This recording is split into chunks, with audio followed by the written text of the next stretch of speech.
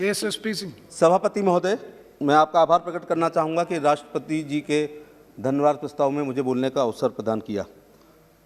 मैंने अभी 3 वक्ताओं के भाषण सुने, 2 की पंजाबी बहुत शानदार थी, लेकिन मैटर देश के किसानों को और देश को गुमराह करने वाला था, मान साहब का और बिट्टू भाई का। और एक बहुत अच्छी लाजवाब उर्दू में बोल करके गए हैं, लेकिन फिरका प्रस्त उनका भाषण था। आज मैच फंस गया था अभी 20 मिनट पहले, जब बिट्टू भाई बोल रहे थे तो अनुराग ठाकुर ने पूछा, जब उन्होंने कहा कि देश की मंडियों पर यह कानून लागू हो जाएगा, बहुत सिंपल तरीके से दोनों पंजाबी में ही बात कर रहे थे। अनुराग ठाकुर ने पूछा, एक मंत्री की हैसियत से हम भी पूछ सकते हैं कि कौन से धारा के, कौन से पेज के, कौन से पैराग्राफ में ये लिखा हुआ है कि मंडियों पर यह कानून लागू होगा। सिंपल सवाल, और वो कोई जवाब नहीं दे पाए, फंस गया मैच। और इसी समय पूरा देश देख रहा था, विपक्ष और पक्ष का आज मैच फंसा हुआ था कि ये जो 2 महीने से हो रहा है, आज जवाब आएगा। मुझे दुख के साथ कहना पड़ रहा है कि आज सिद्ध कर दिया कि बिट्टू भाई कि देश को आप भ्रमित कर रहे हैं। किसी भी पैराग्राफ में किसान की मंडी समिति पर यह कानून लागू नहीं होगा, और इस पर आप इतना बौखला गए कि फिर तू तो रात पर आ गए, तो मैच फंसा हुआ था आज। और जैसे वो होता ना, क्रीज में आए या नहीं आए, 10 बार दिखाया जाता है, बागल जी, आप ऐसे ही देश देख रहा था। जिस सभापति महोदय, ऐसे ही देश देख रहा था। लेकिन आज कांग्रेस और इनके सहयोगी और बिट्टू भाई पूरी तरह आउट हो गए अनुराग ठाकुर की गुगली पर। वो मोहतरम उर्दू में बहुत अच्छा बोल करके गए। उनके अब्बा हुजूर के साथ में 3 बार MP रहा हूं। आज मुझे लग रहा है कि उनकी पढ़ाई पर ऑक्सफोर्ड और हार्वर्ड में किया गया पूरा पैसा बेकार चला गया। जमहूरियत जमहूरियत जमहूरियत, अकलियत अकलियत अकलियत, आइन आइन आइन, जिन्ने लाही जिले लाही जिले लाही। मैं कंडेम कर रहा हूं। जो जमहूरियत की बात कर रहे हैं वो वहां पर बैठे हुए हैं जिन्होंने इमरजेंसी लगाई। वो आइन की बात वो कर रहे हैं जिन्होंने आपातकाल में और ऐसे ऐसे अपने पक्ष में संविधान संशोधन करे हैं वोटों के खातिर। और वो अकलियत की बात कर रहे हैं हाशिमपुरा और मलियाना में। जब पुलिस में मेरठ में था, मैंने देखा है। तुमने तो जलते हुए मकानों की कहानी ही सुनी, मेरी इन आंखों ने जलते हुए इंसानों को देखा है। वो वहां पर बैठे हैं और अकलियत की बात कर रहे हैं। इतना खराब फिरका प्रस्त भाषण मैंने कभी नहीं सुना, इतना हार्वर्ड में पढ़ने वाले का। हिंदू और मुस्लिम के एहसासात को मत छेड़िए, दफन है जो बात, उस बात को मत छेड़िए। गलतियां बाबर की थी, जुम्मन का घर फिर क्यों जले। ऐसे नाजुक वक्त में हालात को मत छेड़िए, और छेड़ना है तो छेड़िए मिलजुल कर एक जंग गरीबी के खिलाफ।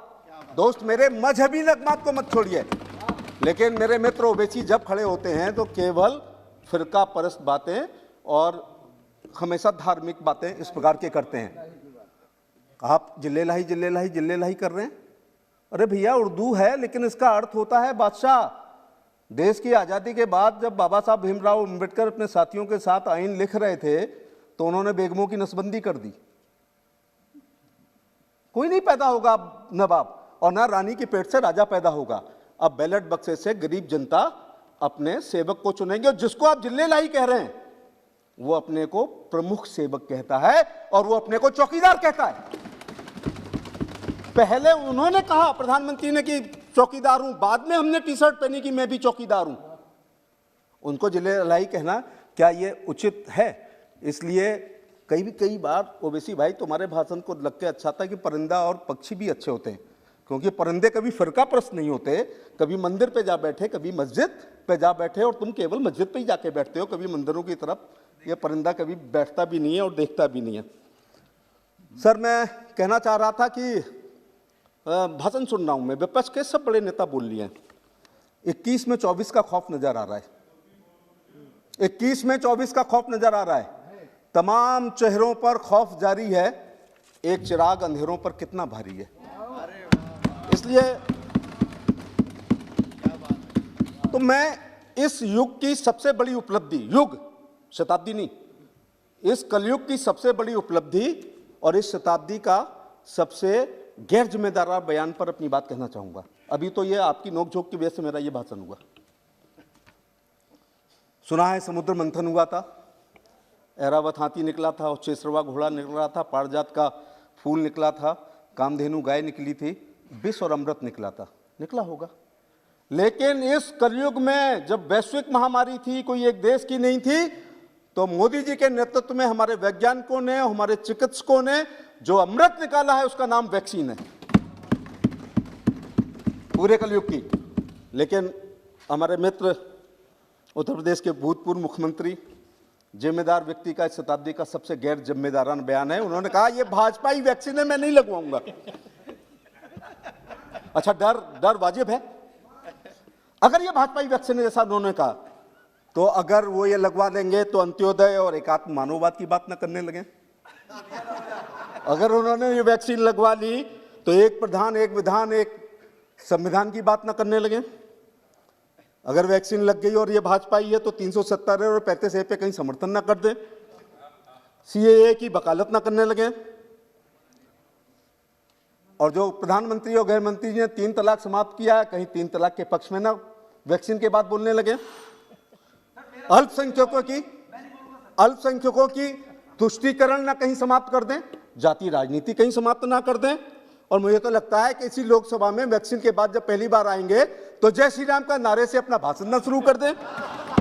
और उससे भी ज्यादा उनको डर लग रहा है कि रामलला के मंदिर का कहीं चेक ना वो काट दें, इसलिए वो इस वैक्सीन को लगाने से मना कर रहे हैं। लेकिन मैं गंभीरता के साथ एक बात कह रहा हूं। बागल जी प्लीज अभी तो शुरू किया सर, तो अभी तो शुरुआत है सर। तो मैं ये कहना चाह रहा था, no more than 20 speakers are more than 20। Leader lead करता है, उनकी भी फॉलोइंग है, उनके कपड़ों की नकल होती है। वो काली जैकेट पहनते हैं तो उनके अनुयायी काली जैकेट पहनते हैं। अगर उन्होंने नहीं लगाई तो क्या आप कभी इस लड़ाई को जीत पाएंगे? अगर एक भी बच्चा पोलियो की वैक्सीन नहीं लगाएगा तो ये संक्रमण होता जाएगा। ऐसे एक भी प्रोटोकॉल के अनुसार जिनको लगनी है, अगर इनकी बात लगा लेंगे तो हम ये लड़ाई हार जाएंगे। इसलिए मैं साथियों कहना चाहूंगा, हाँ आपको भी याद कर लूं, मैं जब छोटा था तो एक नारा सुना था, और वो अनुराग भाई नारा मालूम क्या था? 2 शब्दों के एक नारे ने खेल कर दिया, गरीबी हटाओ। इनकी दादी के जमाने में गरीबी तो नहीं हटी, आप मालदार हो गए। गरीबी आप हटा ही नहीं सकते। 5वीं पीढ़ी है राहुल जी की, जो चांदी की चम्मच लेकर के पैदा हुए हैं। मैं मोतीलाल जी का नाम नहीं ले सकता क्योंकि सदन में जवाहरलाल नेहरू, इंदिरा गांधी, राजीव गांधी 5वीं पीढ़ी है, और 5वीं पीढ़ी बर्बाद भी कर देती है, ऐसा भी कहा जाता है। 5वीं पीढ़ी बर्बाद भी कर देती है। तो आपने कहा गरीबी हटाओ। डल्ला पिलो और एसी पे सोने वाले मुंशी प्रेमचंद की पूछ की रात की कहानी को याद कर सकते हैं, कंठस्थ कर सकते हैं, 90% नंबर ला सकते हैं, लेकिन उसके दर्द और मर्म को वही समझ सकता है जिसने पूछ की रात एक चादर में काटी हो। नरेंद्र मोदी उसी परिवार से आते हैं, इसलिए गरीब कल्याणकारी योजनाएं होती हैं। एक शेर सुन लीजिएगा, पंजाब के लोग बड़े शौकीन हैं। गरीबों का बता देना राहुल जी को, गरीबों का लहू तुम्हारी कारों का डीजल है, और गरीबी मिट जाएगी तो तुम क्या रिक्शा चलाओगे? इसलिए ये गरीब लोगों को, अच्छा आपने जब गरीबी नहीं, आपने हुजूरे आला जब गरीबी हटा दी तो ये कौन लोग थे जिन्होंने 8 करोड़ लोगों ने उज्ज्वला के चूल्हे प्रधानमंत्री ने दिए? हमारी दादी नानी को फूंकते फूंकते चूल्हे में मोतियाबिंद हो गया, अंधी हो गई। आपने गरीबी हटा दी, 8 करोड़ लोग फिर भी गरीब रह गए। आपने गरीबी हटा दी, 41 करोड़ लोग जिन्होंने बैंक की शाखा नहीं देखी थी, राष्ट्रीयकरण बैंकों का आपने किया, लेकिन 41 करोड़ लोग। Yes, I do agree, but and I'm a very junior member. I should also have time. just please conclude, please. मैं सर पढ़ूंगा नहीं, बिल्कुल मैं आपकी आंख में आंख डालकर आज बात करूंगा। तो 8 करोड़ लोग गरीब फिर भी रह गए, जबकि मिसेस गांधी ने गरीबी हटाओ को बात नारा किया। 41 करोड़ लोगों ने बैंकों का राष्ट्रीयकरण आपने किया, लेकिन बैंक की शक्ल आपने देखने नहीं दी। मौत का कोई मुआवजा नहीं होता है। एक शेर है कि मैं अपने बच्चों के खातिर जान ही दे देता, लेकिन गरीब की जान का मुआवजा कम है। मोदी जी ने 2 लाख रुपए, अगर कोई देवी आपदा मरेगा तो केवल 3 नए पैसे प्रतिदिन के बीमा पर, सर जो सिक्का आपने बंद कर दिया है फाइनेंस वालों ने, उस 3 पैसे प्रतिदिन के हिसाब से 12 रुपए सालाना के हिसाब से 2 करोड़ रुपए मिलेगा। और इसी प्रकार से 9 करोड़ लोगों को 11, इस प्रकार से 21 करोड़ 2 लाख रुपए मिलेगा। No, please.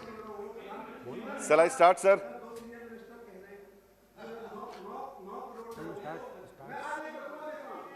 Sir, shall I start? धन्यवाद चेयरपर्सन। सर,